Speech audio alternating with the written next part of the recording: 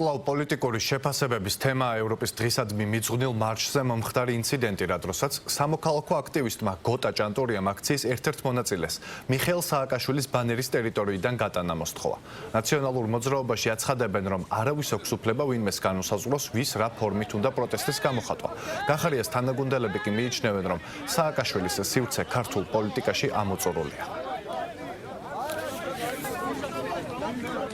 იმ საზოგადოებას, რომელიც ყოველდღიურად აპროტესტებთ ივანიშვილის რეჟიმს, უნდა გქონდეს სამართლიანი პრეტენზია, რომ ამ ქვეყანაში ცივილიზებული აზრისა და გამოხატვის თავისუფლების სტანდარტები უნდა იყოს დაცული. არავის არ აქვს ამ ქვეყანაში უფლება ვინმეს განუსაზღვროს ივანიშვილის წინააღმდეგ მიმართულ აქციაზე, ევროპის დღის აღნიშნულ აქციაზე, მიიტანოს იმ კაცის პოლიტპატიმრობის გასაპროტესტებელი ბანერი, რომელმაც პირველად აღმართა ამ ქვეყანაში ევროპის დროშა, შექმნა აღმოსავლეთ ევროპის პარტიორობის ფორმატი და რომელიც არის ივანიშვილის მთავარი მოწინააღმდეგე ამ ქვეყანაში. ახალგაზრდა კაცებმა, რომლებიც ამ ინციდენტში იყვნენ ჩართული, ერთის მხრივ ბოდიში უნდა მოიხადონ.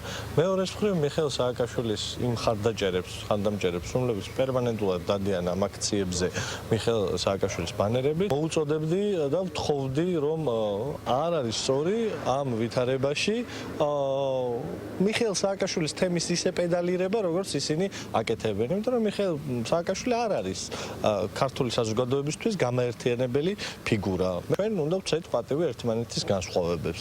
მიხეილ სააკაშვილი წარმოადგენს სწორედ იმ განსხვავებას, რომელიც შეიძლება მომიტინგეებში, საპროტესტო საზოგადოებაში იყოს და არსებობდეს და არაფერი ამაში გასაკვირი არ არის. მიხეილ სააკაშვილის სივრცე ქართულ პოლიტიკაში ამოწურულია.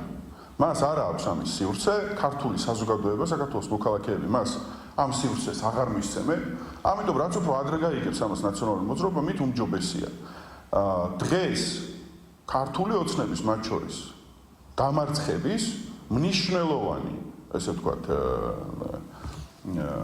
შედეგი შეიძლება მოგვიტანოს პირველ რიგში ნაციონალური მოძრაობის და მათ შორის მიხეილ სააკაშვილის პოლიტიკისთვის სივრცის აბსოლუტურად, ესე ვთქვათ, გაქრობა. კარგია რომ გაბედეს ახლა უშუალოდ პარტია ნაციონალური მოძრაობის ამომრჩევლებმა და თავის იდენტიფიცირება მოახდინეს, ახლა სხვებსაც მოუწოდებ გვერდზე გადადონ ჯო უილსონის და სხვისი პლაკატები და დაიჭირონ იმ ლიდერების პლაკატები, რომელსაც მათ ხმა მისცეს. რატომ ცხენიათ ამ ყველაფერს? იმიტომ რომ სამარცხვინო არის, რა თქმა უნდა, სამარცხვინო იქნება, როდესაც ისინი აღიარებენ სინამდვილეში რა არის მათი ღირებულებები. კი არ იჩხუბონ ვისი პლაკატი უჭერს, ყველამ დაიჭიროს და უნდა გულზე დაიკიდონ თავის ლიდერების პლაკატი და დაგვენახონ ერთი ვინ არიან.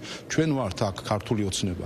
აქ არიან ქართული ოცნების ამომრჩევლები და დაგვენახონ ისინი ვინ არიან, თუ კი არ ცხენიათ საკუთარი არჩევანი. სალომე ზურაბიშვილსაც სპეციალურად უკეთებენ გარკვეულ რეკლამას, რომ ის გახდეს ლიდერი ოპოზიციის და ვინაიდან სხვებთან შედარებით სისხლი არ აქვს ხელზე მას. აქედან გამომდინარე უნდა ვიმსჯელოთ, რომ ეს დაპირისპირება ხდება არა რაღაც მიუღებლობით სააკაშვილის რეჟიმის წინააღმდეგ შემთხვევაში ამას ადრეც ვიხილავდით, არამედ გარკვეული განწყობებით, რომელიც კვლავ შიდა დაპირისპირებას ეხება და არა პრინციპებს და მორალს. ანაშაულებრივი წარსული ესე მძიმე ჯვარი მისდევს მთელ რადიკალურ ოპოზიციას, არის სურვილი ცალკეულ რადიკალებში, რომ თითქოს გაემიჯნონ ამ წარსულს და რაღაც შუაშისტური განწყობების შექმნა საზოგადოებაში, რაც სინამდვილეში არის შეუსრულებელი მისია, რადგანაც ჩვენმა ხალხმა საზოგადოებამ ძალიან კარგად იცის, რომ ყველა რადიკალი, რომელიც არა ქართული დროშით, არა ქართული